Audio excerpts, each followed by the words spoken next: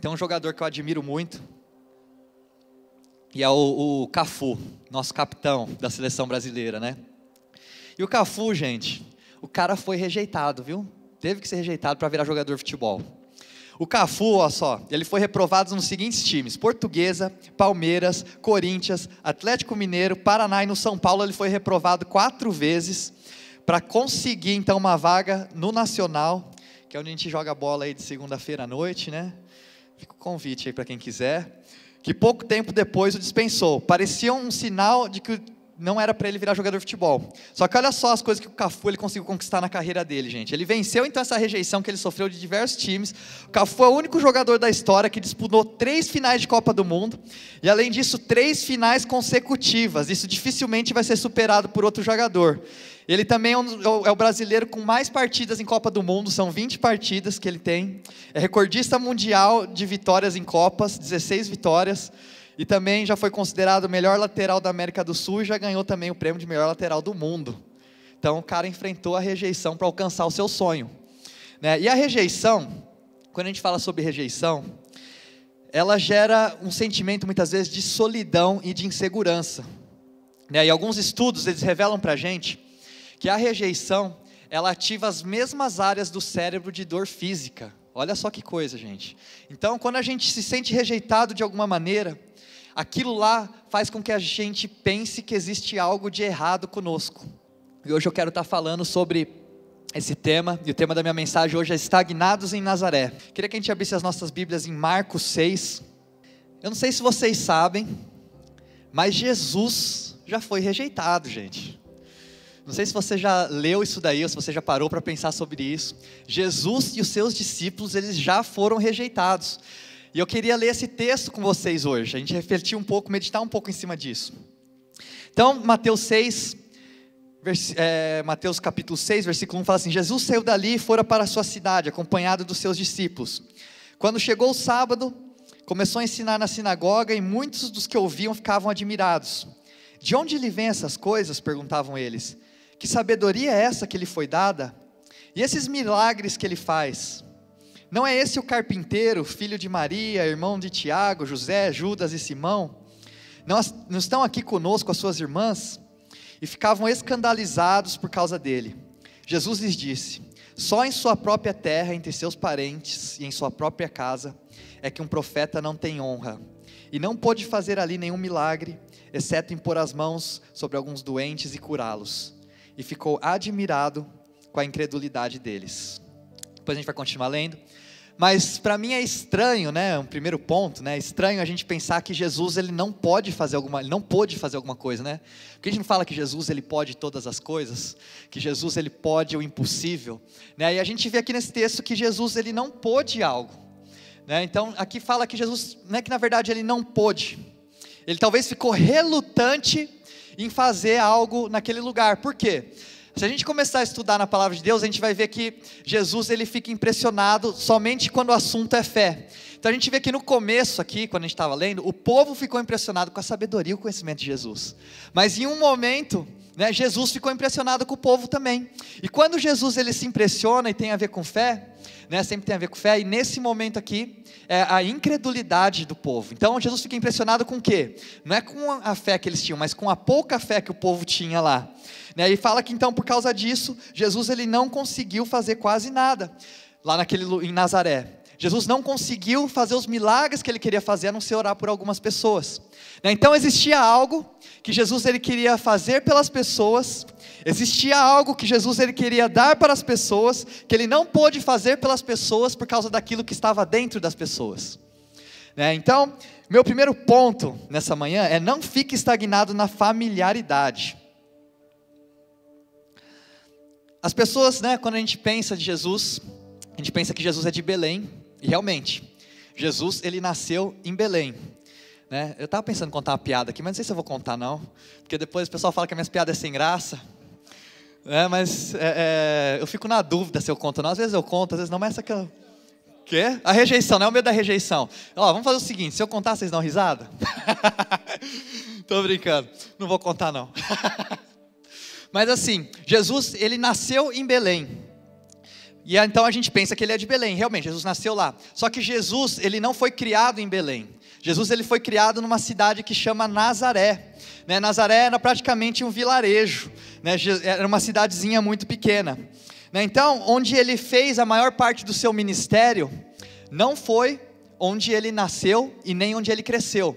Por quê? Porque para a gente poder exercer o chamado de Deus nas nossas vidas, normalmente a gente vai ter que abandonar aquilo que é familiar para a gente. E aí Jesus então ele cresceu em Nazaré, uma cidade que ficava mais ou menos a 50 quilômetros de Cafarnaum. Cafarnaum foi onde ele montou a sua base, foi ao redor do Mar da Galileia, onde a fama de Jesus ela foi construída. E aí Jesus então aqui nesse trecho que a gente acabou de ler, Jesus ele decide voltar para Nazaré, ele decide voltar para a sua cidade natal. E a gente precisa entender aqui, que Jesus ele não está voltando para Nazaré, porque as coisas estavam ruins. Jesus não estava voltando para Nazaré porque as coisas deram errado. Muito pelo contrário, Jesus estava voltando para Nazaré no auge do seu ministério. Então ele estava levando o Jesus Tour para Nazaré. Então por quê? Porque ele sentia que era o momento dele voltar para a sua cidade natal. Então ele não estava voltando porque era Natal e ele ia passar tempo com a família dele. Ele não estava voltando porque as coisas deram ruim, deu errado. Aí ele falou para sua mãe Maria, estou voltando aí, preciso ficar uns dias aí na sua casa para eu botar minha cabeça no lugar. Não, Jesus ele decide voltar para Nazaré, a sua cidade natal, no auge do seu ministério. E ele fala assim, vamos levar, ele leva os seus discípulos junto com ele, porque ele fala assim, eu vou levar o Jesus Tour para Nazaré agora, a cidade onde eu nasci. E aí Jesus ele volta para Nazaré com seus discípulos. Isso é muito importante, porque os discípulos, eles eram pessoas que Jesus ele estava treinando, então se Jesus ele estava voltando para Nazaré naquele momento e levando os discípulos, que eram pessoas que ele estava treinando para que esses caras fossem os caras que transformassem o mundo depois que Jesus fosse embora, esses eram os caras que iam implantar o reino de Deus aqui na terra depois que Jesus fosse embora, ele então volta para Nazaré com esses caras. Então isso quer dizer o quê? Isso é importante por quê? Porque tem um propósito de Jesus voltar para Nazaré com os discípulos. Existe um propósito, e a gente vai entender esse propósito ao longo do texto enquanto a gente está vendo. E lá quando Jesus chega em Nazaré, ele é convidado para falar no Shabat. O Shabat era como se fosse o nosso culto aqui. Então Jesus chega lá e ele é convidado a falar no Shabat. E aí é interessante, porque Jesus ele volta para sua cidade natal com seus discípulos, ele começa a ensinar. E as pessoas da cidade começam a notar que existe algo diferente em Jesus. Então eles começam a ver Jesus ensinando, e eles falam assim, nossa, tem algo diferente em Jesus, A gente viu Jesus crescer, a gente cresceu com Jesus aqui, parece que existe algo diferente nele, ele está carregando algo diferente, E o que é triste para mim, conforme a gente lê no texto, é que apesar deles reconhecerem que Jesus carregava algo diferente, eles rejeitaram aquilo que Jesus carregava de alguma maneira. A gente leu lá. E conforme a gente estuda o texto, a gente vê que Jesus ele teve muito mais aceitação no meio dos pecadores do que no meio dos religiosos. A gente vê que Jesus ele teve muito mais aceitação no meio dos pecadores até do que no meio das pessoas que ouviram e estavam preparando o caminho para ele. Como o profeta falou, ele veio como um deles, mas não foi aceito pelos seus próprios. E é muito triste muitas vezes quando as pessoas mais próximas da gente não reconhecem aquilo que a gente carrega, não é verdade? É muito difícil a gente fazer com que as pessoas que nos conhecem mais profundo reconheçam aquilo que a gente carrega. Eu conheço pessoas, gente, que tentam até hoje provar o seu valor para um pai que às vezes até já morreu, porque nunca ouviu o pai falando assim, eu tenho orgulho de você. As pessoas que são mais próximas da gente, parecem as pessoas que são mais difíceis de reconhecerem e aprovarem aquilo que a gente faz. Mas a gente ao mesmo tempo, analisando sinceramente, cada um de nós aqui, a gente está o tempo inteiro buscando a aprovação das pessoas que são próximas de nós, não é verdade? A gente quer que não só elas valorizem aquilo que a gente faz, mas que essas pessoas também nos admirem de alguma maneira, não é verdade? A gente busca esse reconhecimento, e é muito difícil a gente buscar. Por que a gente busca esse reconhecimento? Porque assim, se a gente tiver o reconhecimento daquelas pessoas que realmente nos conhecem, isso vale alguma coisa. Não é verdade? Porque é muito fácil a gente agradar quem conhece a gente só à distância, ou a gente passar uma imagem de alguma coisa para alguém que não conhece a gente tão de perto. Sabe, é muito fácil você chegar num restaurante e você ser um cara gentil com o garçom. Mas não adianta nada você ser gentil com o garçom se você chega na sua casa e você grita com a sua esposa. Então é muito mais fácil a gente ser reconhecido por pessoas que às vezes estão à distância, do que as pessoas que estão mais próximas da gente. É muito difícil isso acontecer. Só que também ao mesmo tempo é a aprovação que a gente busca no nosso dia a dia. A gente quer que as pessoas que estão próximas da gente nos admirem. A gente quer que as pessoas que estão mais próximas da gente valorizem aquilo que a gente faz. Porque a gente pode enganar todo mundo. Você pode enganar todo mundo, menos as pessoas que são próximas de você. Quem é próximo de você sabe quem você é. E como é difícil a gente conseguir admiração dessas pessoas, não é verdade? Como é difícil a gente conseguir admiração das pessoas que são próximas da gente. E o que me admira é como as pessoas que eram próximas de Jesus ignoravam Ele de maneira tão fácil. O problema da gente se aproximar demais de alguma coisa é aquilo se tornar comum para a gente. Já parou para pensar sobre isso? Quando a gente se aproxima muito de algo, aquilo lá se torna comum. E quando aquilo lá se torna comum, aquilo lá deixa de ser extraordinário para nós. Sabe, a gente pensando aqui, Jesus, Ele chegou para ser o libertador de Nazaré. Agora as pessoas que viram Jesus de fralda, tiveram dificuldade de enxergar Jesus como libertador. As pessoas que viram Jesus nos seus terríveis 2 anos de idade, tinham dificuldade de enxergar Jesus como soberano, como filho de Deus. Por quê? Porque Jesus era um cara comum no meio daquele povo. Jesus cresceu em Nazaré, Jesus cresceu no meio daquela cidade. Então para eles Jesus era o cara que eles viram de fralda, era o cara que eles viam correndo na rua, brincando com os filhos deles. Por isso que foi tão difícil para o povo de Nazaré conseguir reconhecer Jesus, quem Ele era, e aceitar e receber os milagres que Jesus carregava para aquele povo.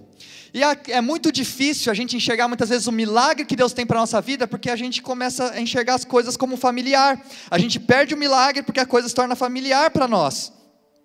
Então os discípulos talvez nesse momento eles ficam até um pouco em choque, né? Porque eles deviam estar empolgados pensando em voltar para Nazaré. Eles pensam assim, nós vamos voltar para Nazaré agora, nós vamos levar o Jesus Tour para Nazaré. Imagina o que Jesus vai fazer na cidade que Ele cresceu. Imagina como vai ser as pessoas que viram Jesus crescendo, verem tudo que Jesus está fazendo agora, como vai ser lindo, como vai ser impactante. E aí eles estão voltando para Nazaré então, e aí eles chegam em Nazaré, Jesus começa a pregar, Jesus começa a dar a mensagem dele, e eles ficam maravilhados. Mas de repente, no meio do povo ali, alguém começa a falar assim, mas ele não é um de nós? E quando você categoriza algo como comum, você tropeça e você não reconhece o milagre. Sabe, por exemplo assim, sei lá se isso vai se aplicar a você, mas quem já é casado há mais tempo, sabe, talvez você, marido, você, esposa, né, quando você conheceu seu marido, aí você olhava para ele e você admirava, nossa, como ele é um cara incrível, né, meu marido, como ele é um cara incrível. Aí você falava assim, nossa, eu gosto que ele é incrível porque ele é um cara misterioso, né, e você achava ele um cara misterioso. Mas depois de 10 anos casados junto, o misterioso já não é mais algo que te atrai, é algo que te irrita. Por quê? Porque ele já não fala direito com você. Ele é um cara que guarda muita coisa dentro dele. Então aquilo que talvez te chamou a atenção no momento da sua vida, agora é um negócio que te irrita. Sabe, aí você homem, você olhava para sua esposa nos primeiros encontros que vocês tiveram, e você falava assim, nossa, como ela é linda, né? Como ela está linda. Mas o que acontece? Você não tinha uma visão do processo que a sua esposa passava, para ela ficar pronta, para ficar bonita daquele jeito para sair com você. E agora você se irrita, porque ela demora 2 horas para se arrumar e ficar pronta. Então aquilo que muitas vezes era o que te chamava a atenção, agora se tornou algo tão comum para você, que é algo que começa a te irritar, e você começa a desvalorizar algo que é extraordinário, que Deus colocou na sua vida, porque aquilo lá começou a se tornar comum para você de alguma maneira. E a complacência, ela faz isso com a gente, ela faz com que a gente não fique mais maravilhado com aquilo que nós temos disponível ao nosso redor, mas muitas vezes Deus coloca no nosso meio coisas miraculosas, magníficas, mas a gente vive ao redor daquilo por tanto tempo, que aquilo lá se torna comum, começa a se tornar normal para a gente. E aí o que acontece? A gente tem que, isso aqui que é uma coisa que eu entendi para mim.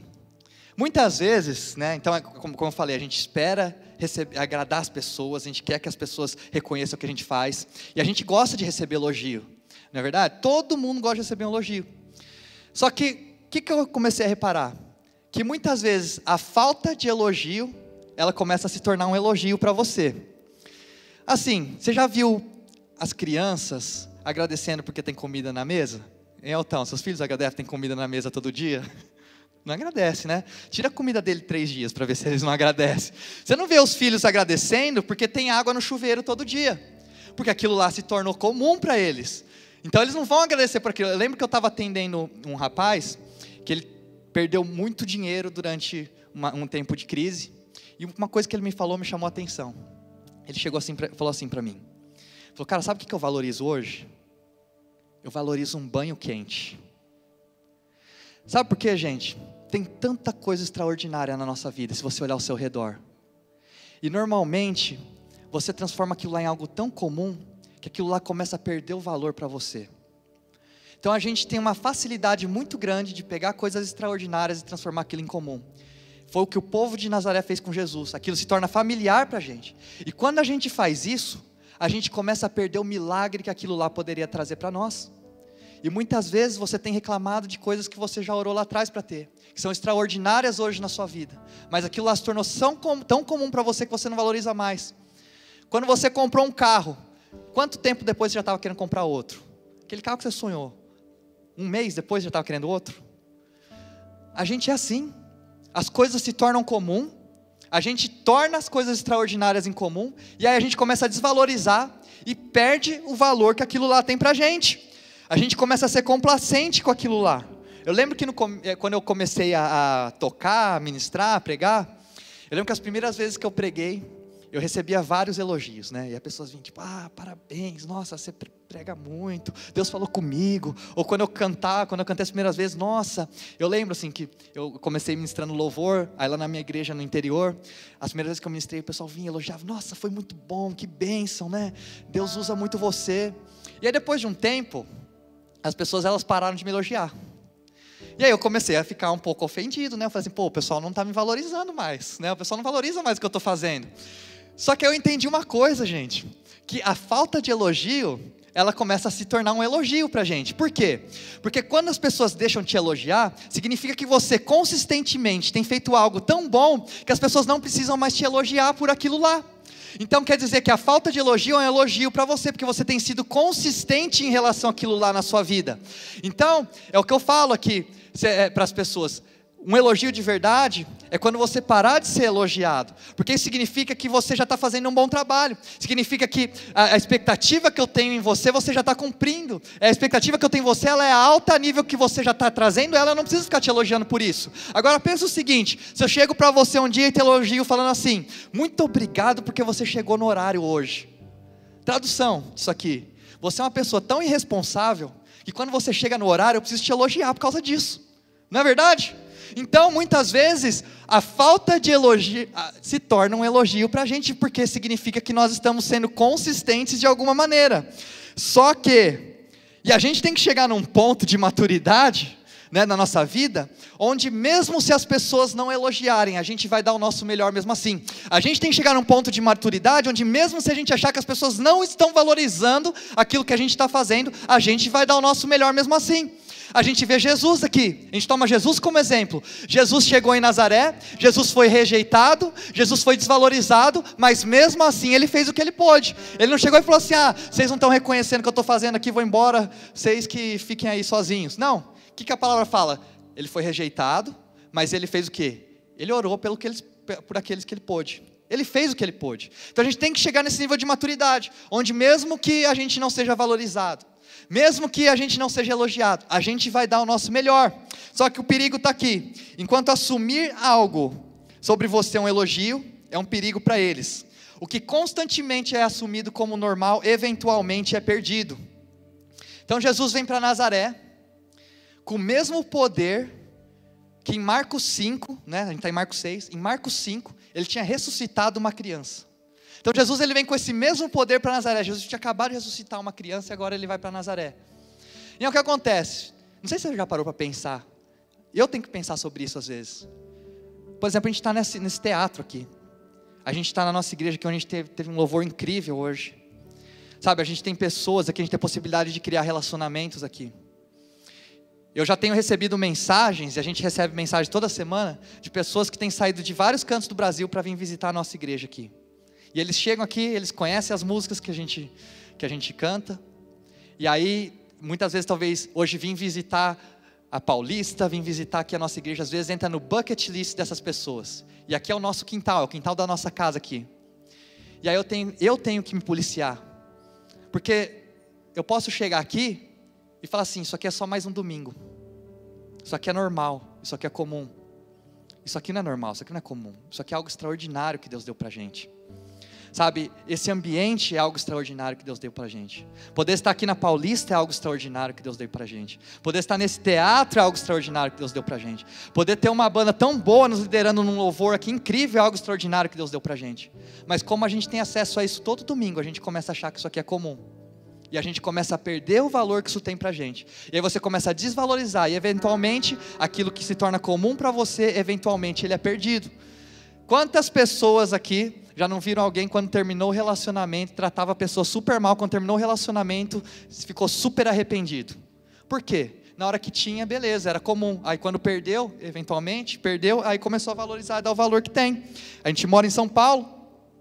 E o que acontece? Quando a gente se converteu, muitas vezes, Jesus, então, quando ele chegou em Nazaré, ele chegou com poder de curar, ele chegou com poder de ressuscitar, Jesus chegou com poder para libertar os endemoniados. Jesus, ele chega lá em Nazaré, desse lugar, dessa maneira, com esse poder, só que as pessoas não apreciaram o poder que estava em Jesus, e quando elas não apreciaram o poder que estava em Jesus, elas perderam o potencial do que aquele poder podia fazer para a vida delas, elas perderam o milagre que Jesus tinha preparado para aquelas pessoas lá.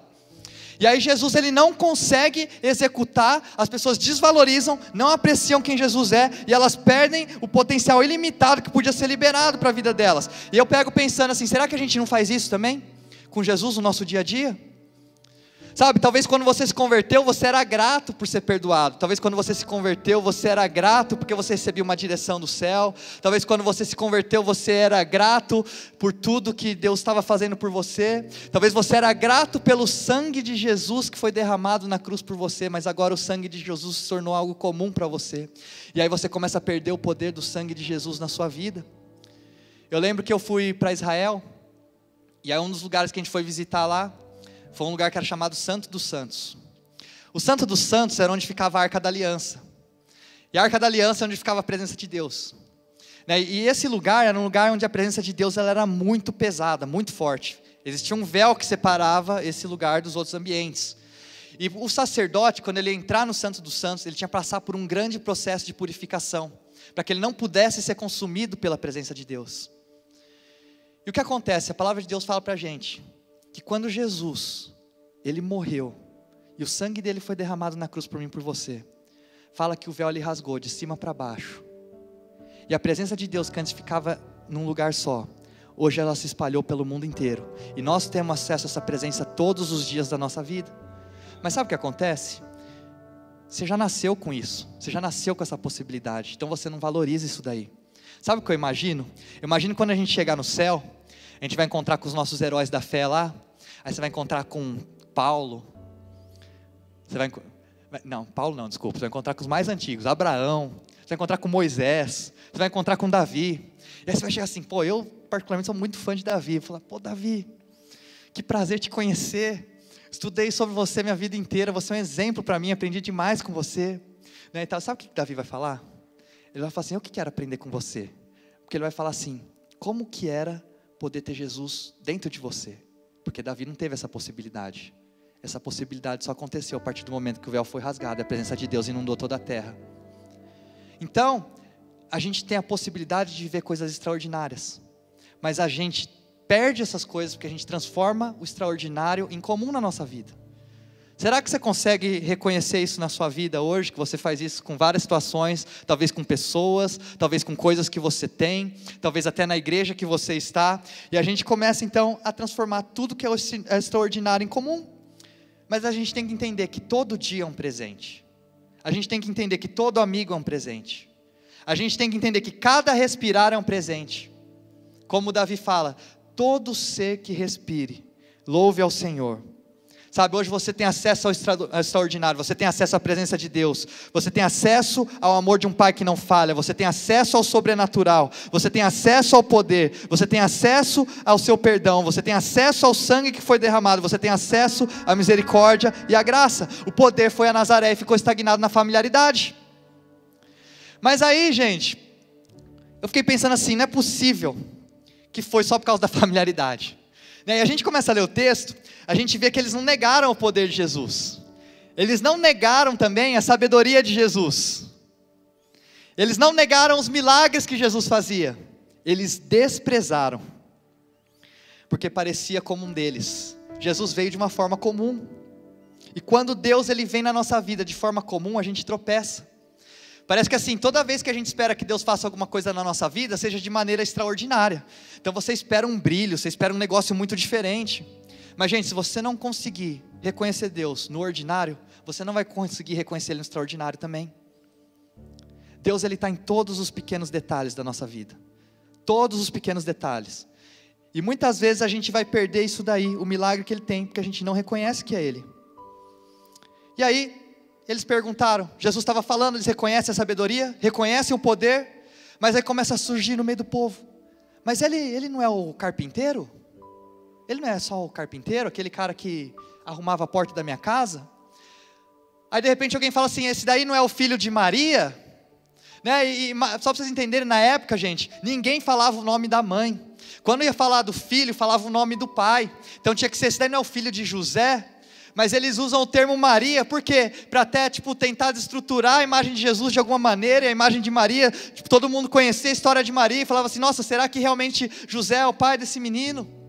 E aí eles começam então a desvalorizar, a desmerecer Jesus, e eles falam assim, mas esse aí não é o cara que estava aqui correndo com os meus filhos? E aí o que eu entendi, que o que fez eles duvidarem, o que fez eles questionarem, não eram as coisas que Jesus fazia, mas foi da onde Jesus veio. Eles olharam para Jesus e eles falaram, é muito bom isso que Ele faz, mas no minuto seguinte eles falaram, mas Ele é um de nós. E Natanael, ele vai nos mostrar isso, ele vai nos mostrar que a gente não fica estagnado na rejeição, ele vai nos mostrar porque Deus muitas vezes não pode fazer na nossa vida algumas coisas, se nós não dermos permissão. João 1, 45, 46, não precisa abrir, eu vou ler para vocês, fala assim, Filipe encontrou Natanael e lhe disse, achamos sobre quem Moisés escreveu na lei e a respeito de quem os profetas também escreveram, Jesus de Nazaré, filho de José. Perguntou Natanael, Nazaré? Pode vir alguma coisa boa de lá? Disse Filipe, venha e veja. Olha só que interessante, gente. Filipe encontrou Jesus, falou, esse aí é o Filho de Deus que Moisés estava falando, esse aí é o Messias. E aí ele vai correndo, ele vai contar para Natanael. E aí quando ele chega para Natanael, ele fala, Natanael, eu encontrei o Messias, encontrei aquele cara que a gente leu a nossa vida, que Moisés falou, que a gente estava preparando o caminho para ele, que Davi falou. E aí quando ele reconhece isso, Natanael fala, vamos lá conhecer esse cara, de onde ele vem? E aí Filipe fala assim, esse é Jesus de Nazaré. E aí na hora que ele fala Nazaré, ele fala assim, pode algo bom vir de Nazaré? Nazaré, gente, era uma cidade muito pequena. A gente só conhece Nazaré porque Jesus cresceu em Nazaré. É uma cidade que todo mundo tirava sarro, é uma cidade que ninguém queria visitar. E aí quando eles viram Jesus, eles reconheceram o seu poder, mas eles viram que ele vinha de lá, eles perderam porque eles falaram assim, ele veio de nós. Ele veio de nós. Não é que eles não podiam acreditar no que ele fez, mas é que eles não podiam acreditar que tinha vindo no meio deles. Isso acontece com a gente, quando a gente passa tanto tempo olhando para as nossas falhas, olhando para os nossos defeitos, sabe, a gente cria um estereótipo para a gente mesmo, a gente generaliza isso de alguma maneira, a gente começa a achar que nada bom pode sair da gente, a gente acredita que nada bom pode sair de você, você acredita que nada bom pode sair de você, nada bom pode sair de mim. Muitos de nós, a gente está estagnado em Nazaré, porque tem coisas no nosso passado que talvez tenham nos aprisionado, talvez são coisas que nem foram culpas suas, sabe, talvez um relacionamento que deu errado, talvez uma traição que você passou, ou talvez alguma coisa que você poderia ter feito diferente e você não fez, E aí você começa, o problema não é que você não reconhece a grandeza de Deus, mas quando você olha para a grandeza de Deus, e você começa a olhar para você mesmo, aí você compara a grandeza de Deus, você compara com as suas falhas, você vê o quanto que você é quebrado, o quanto que você não consegue fazer aquilo que você gostaria de fazer, as decisões que você tomou errado na sua vida, você começa a achar que nada bom pode sair de você, você começa a achar que nada bom pode sair de Nazaré. O problema não foi só a familiaridade que eles tiveram de transformar Jesus em comum, o problema foi que quando eles viram que Jesus tinha saído no meio deles, eles falaram, não é possível que alguma coisa boa saiu de Nazaré, não é possível que alguma coisa boa saiu de mim, não é possível que alguma coisa boa saiu do meio de nós. Mas a gente tem que entender que o milagre estava diante deles, e não foi Jesus que eles rejeitaram, foram a eles mesmos. Natanael disse, de Nazaré não pode ter sido, e talvez o Satanás ele tenha entrado na sua cabeça, tem feito você falar para você mesmo, de mim não pode ser, de mim não pode ser que está saindo algo bom. E aí, a gente tem que entender que a gente precisa desenvolver a nossa visão sobre Deus, através do prisma de quem nós somos, porque se você não acredita que você não tem valor, vai ser muito difícil para você adorar um Deus que achou tanto valor em você, que Ele deu a vida dele pela sua. E eu quero libertar algumas pessoas hoje que já foram rejeitadas de alguma maneira, porque muitas vezes quando você é rejeitado, você começa a se sentir inferior, de certa maneira, mas a gente tem que entender que muitas vezes a rejeição, ela é uma projeção. Então muitas vezes a pessoa ela te rejeita, não é porque ela não aprecia quem você é, mas é porque ela não consegue aceitar quem ela é. Então muitas vezes a rejeição que acontece com você é uma projeção, porque ela não aceita as coisas que estão dentro dela mesma, e ao invés dela enfrentar aquilo lá, ela rejeita as pessoas que estão ao redor. Então assim, muitas vezes a rejeição que você sofreu, que você falou assim, nossa, por que ele não consegue me apreciar, por que ele não me trata direito, por que isso daqui aconteceu na minha vida, muitas vezes não é porque você, por sua culpa, mas foi uma projeção de algo que acontecia dentro da outra pessoa, porque a rejeição quando ela acontece, ela é uma projeção daquilo que está dentro do interior, porque a maior dificuldade que a gente tem é aceitar a gente mesmo, e entender que Deus ele quer fazer coisas através da nossa vida, porque você fala assim, eu não estou pronto o suficiente, eu não tenho conhecimento suficiente, mas eu acabei de aceitar Jesus, né? Mas eu não conheço a Bíblia, mas eu nunca orei por uma pessoa, eu nunca curei ninguém, eu não sei cantar uma música, e você começa a olhar para tudo que você não sabe fazer, e aí você, quando Deus te chama, você fala, não pode ser eu não sou bom o suficiente, eu erro, eu minto, eu falho, eu traio, eu faço diversas coisas, e você se rejeita, e você rejeita o chamado que Deus tem para a sua vida, porque você não consegue aceitar quem você é, porque você se compara com Deus, você olha para suas falhas, você fala, eu estou quebrado, eu sou quebrado, e aí a gente rejeita, e quando a gente se rejeita, a gente começa a rejeitar as pessoas que estão à nossa volta também, mas rejeição, ela sempre vai ter muito mais a ver com projeção, do que realmente com quem você é, porque se você não sabe quem você é, você vai acreditar no que falam sobre você, porque as pessoas viraram e falaram assim, Jesus é o filho do carpinteiro, ele é só o carpinteiro. Jesus não era só o carpinteiro, ele não acreditou nisso. Vão falar que você é uma mãe solteira, vão falar que você é um alcoólatra, isso vai começar a definir quem você é. Se você não entender quem você é, você vai começar a acreditar naquilo que as pessoas falam sobre você. Mas se você sabe quem você é, você vai entender que a sua vida, ela nunca vai ser definida somente por um momento, ou na verdade ela é definida por um momento, e esse momento aconteceu no Calvário, quando Jesus, Ele derramou o sangue dele por mim e por você, e hoje Ele olha através do tempo, Ele olha através de todas as coisas, e Ele fala assim, eu estou dando a minha vida, e ela foi por você, e é isso que define quem nós somos, isso que define a nossa identidade, isso define quem você é.